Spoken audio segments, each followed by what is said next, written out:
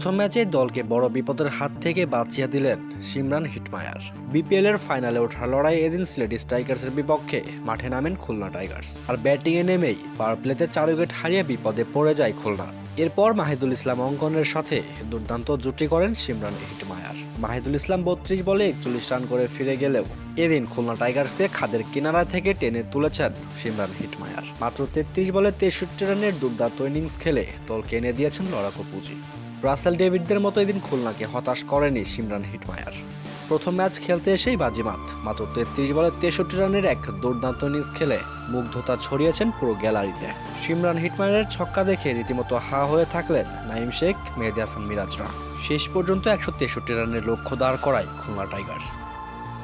প্রিয় দর্শক, আপনার কি মনে হয় আজকের এই ম্যাচে কি খুলনা টাইগার্স জিততে পারবে? ফরচুন বরিশালের বিপক্ষে ফাইনাল খেলার যোগ্যতা কি অর্জন করতে পারবে খুলনা টাইগার্স? আপনার কি মনে হয়? কমেন্টসে জানিয়ে দিবেন।